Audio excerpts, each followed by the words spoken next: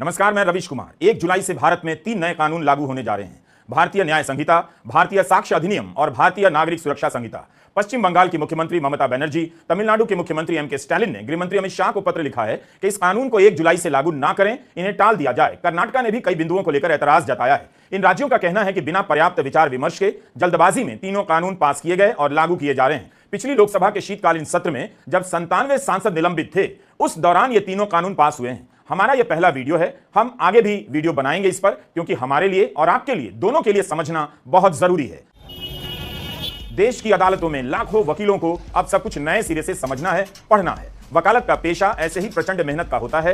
एक वकील किन परिस्थितियों में मेहनत कर अपनी साख बनाता है, आपको इस वीडियो से समझ आ रहा होगा। अब उसके जीवन में एक नई चुनौती आ रही है। पूरा कानून ही बदल जाएगा। जिन धाराओं को, जिन नंबरों से वकील पहचानते थे, अब सब बदल चुके हैं। नए प्रावधान आ गए हैं। 100 साल से कोर्ट, वकील, मुवक्किल और जजों के बीच कानून को लेकर एक समझ बन गई थी, वह सब अब अतीत का हिस्सा हो जाएगा। 1 जुलाई से सभी को समाज से लेकर अदालत तक को जीरो से शुरू करना होगा। यह कुछ ऐसा ही है कि आप जिन्हें जमाने से दादाजी कहा करते थे, अचानक आपसे कहा जाता है कि आप इन्हें दादाजी ना कहें, आपको परिवार का वरिष्ठ संहिता कहना पड़ेगा। तो आपको कैसा लगेगा? लगेगा कि आप किसी अजनबी के घर में आ गए। यही कानून के साथ होने जा रहा है। कई धाराओं के नाम बदले गए हैं। यह क्यों किया गया, राम जाने। धाराओं के नाम हिंदी में रखे गए हैं तो गैर हिंदी प्रदेशों में अलग ही तरह की दिक्कतें आ सकती हैं। जनरल जो धाराएं थी, जो अमूमन जो रटी रहती थी, वो रूटीन में आने में थोड़ा समय लगेगा, क्योंकि अभी तक नई किताबों का सरकार के द्वारा कोई पब्लिकेशन नहीं कराया गया है।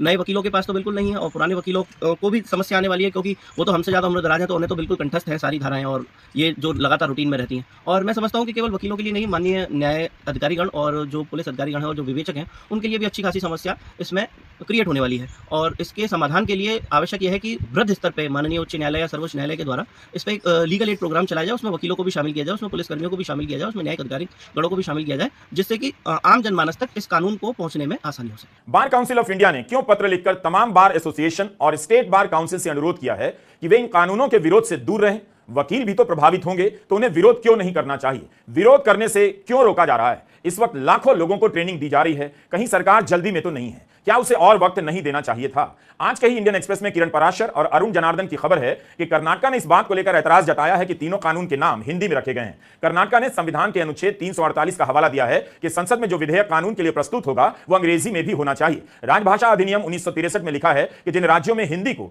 राजभाषा के रूप में स्वीकार नहीं किया गया है, उनसे अंग्रेजी में ही संवाद होगा। इसलिए इन विधेयकों को अंग्रेजी में पेश करना अनिवार्य है और उनका हिंदी में अनुवाद होगा। हमारे लिए भी सब कुछ नया है। मुमकिन है कुछ कमियां रह जाएं, लेकिन इस मुश्किल विषय का सामना तो करना पड़ेगा। हमने मूल रूप से सुप्रीम कोर्ट की वकील इंदिरा जयसिंह के लेख और इंटरव्यू को ही फॉलो किया है। कोशिश है इस पर हिंदी में बात हो, कुछ आप भी जोड़ें और कुछ आप भी पूछें।